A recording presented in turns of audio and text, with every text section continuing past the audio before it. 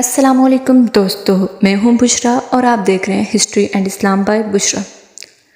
ناظرین محترم، بے شک جب انسان میں دولت کو لالچ آ جاتا ہے تو اللہ کے راستے سے ہٹ کر غلط کام کرنے لگ جاتا ہے، اور جب یہ لالچ مزید بڑھ جاتا ہے تو وہ ہر حد پار کر بیٹھتا ہے۔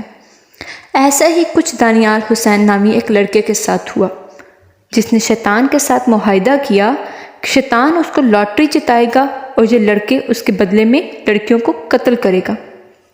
یہ سارا ماجرا کیا ہے اور اس لڑکے نے کس طرح شیطان کے ساتھ معاہدہ کر کے 2 بہنوں کو قتل کیا، یہ سب کچھ اور بہت کچھ آج کی اس ویڈیو میں آپ کو بتانے والے ہیں، لہٰذا آخر تک یہ ویڈیو ضرور دیکھیے گا۔ پیارے دوستو، یہ کہانی انگلینڈ کے کیپٹل لندن سے تعلق رکھتی ہے، جہاں ایک چھوٹے سے گھر میں 2 بہنیں رہتی تھیں جن کا نام لیگل سمانی اور بلبلا ہنری تھا۔ دونوں سوتیلی بہنیں تھیں، لیکن ان کی بہت پکی دوستی تھی اور یہ جہاں بھی جاتی اکٹھے ہی جاتی تھی۔ یہ 6 جون 2020 کا ایک دن تھا جب ان میں سے ایک بہن کی سالگرہ تھی، جس کے منانے کے لیے انہوں نے ایک پارک کا رخ کیا۔ وہاں کچھ دوستوں کو بھی انوائٹ کیا گیا۔ سالگرہ منانے کے بعد ان کے سارے دوست آہستہ آہستہ اپنے گھروں کو لوٹ گئے، لیکن یہ دونوں بہنیں گھر رات گئے تک اسی پارک میں ہلا گلا کرتی رہی۔ اس رات یہ دونوں بہنیں اسی پارک سے لاپتہ ہو گئی، جن کا فون نمبر بھی بند جا رہا تھا۔ پریشانی کے عالم میں ان کی پولیس اسٹیشن میں درخواست جمع کرا دی گئی۔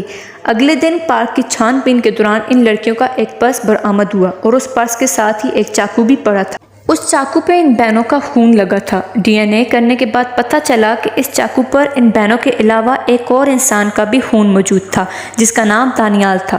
لہٰذا شک کی بنیاد پر اس نے اس کے پچھلے دنوں کی نقل حرکت کا اندازہ لگایا، جس سے معلوم ہوا کہ دانیال نے 2 دن قبل ایک اسٹور سے اس چاقو کو خریدا تھا۔ اس ثبوت کے بعد یہ شک یقین میں بدلنے لگا کہ دانیال ہی ان بہنوں کا قاتل ہے، تو پولیس نے دانیال کا پیچھا کرنا شروع کر دیا اور اس کی گرفتاری کے لیے چھپے مارنے شروع کر دیے۔ یہ 1 جولائی 2020 کا دن تھا۔ پولیس لندن کے علاقے بلیک ہیڈ کا ایک گھر کا دروازہ توڑ کر اندر داخل ہوئی تو انہیں ایک تحریر ملی جس میں دانیال حسین نے ایک شیطان کے ساتھ معاہدہ کر رکھا تھا۔ بچکانہ انداز میں لکھی گئی تحریر میں دانیال حسین نے یہ عہد کیا کہ وہ جب تک آزاد ہے اور جسمانی طور پر اس قابل ہے، وہ 6 ماہ میں 6 عورتوں کی قربانی دے گا۔ اس معاہدے کی ہیڈ لائن تھی فار دا مائٹی کنگ لوسیفیوج روفوکال۔ یاد رکھیے گا کہ یہ شیطان مسلوقوں کے مطابق لوسیفیوج روفوکال جہنم کی خزانے کا انچارج ہے، اور اس قربانی کے بدلے دانیال حسین کو لاٹری جیتنی تھی، طاقت اور دولت سے مالا مال ہونا تھا۔ اس معاہدے کے اختتام پر دانیال حسین نے خون سے اپنے دستخط کیے اور لوسیفیوج روفوکال کے دستخط کی جگہ خالی چھوڑ دی۔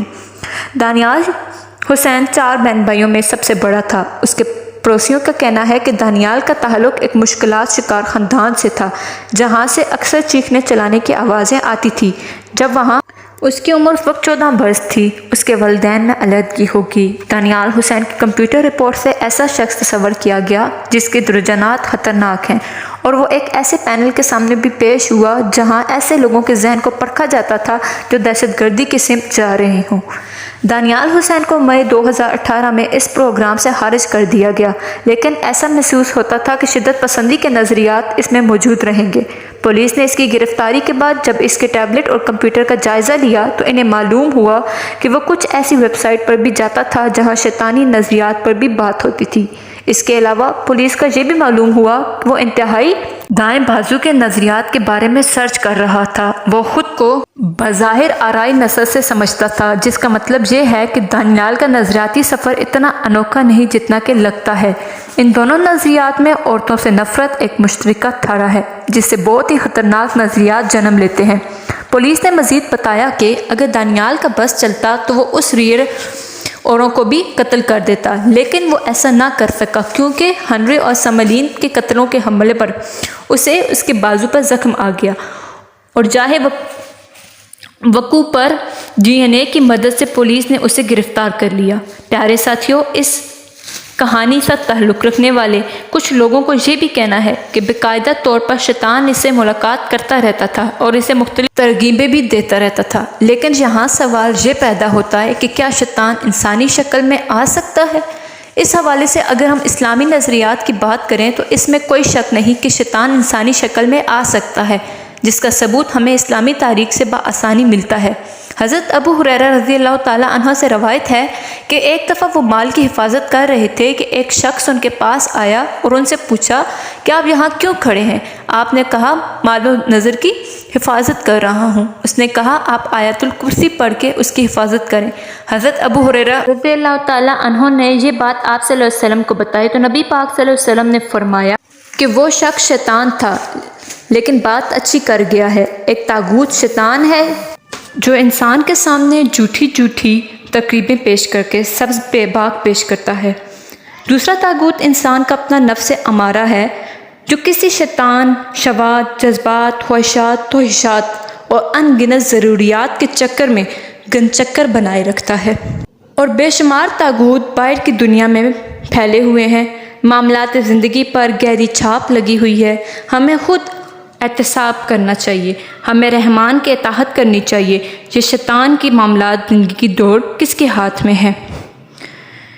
اگر دل گواہی دے کہ رحمان تو بہت خوش قسمتی کی بات ہے، اور اگر جواب نفی میں ہو تو احساس ندامت اور آنسوؤں کے ساتھ رحمان کے بندہ بننے کی کوشش کی جائے۔ توبہ کا دروازہ کھلا ہے اور شیطان کے شرط معافی مانگنے کی دعا ہمیشہ کرتے رہنا چاہیے۔ اسی کے ساتھ اپنا خیال رکھیے گا۔ اللہ حافظ۔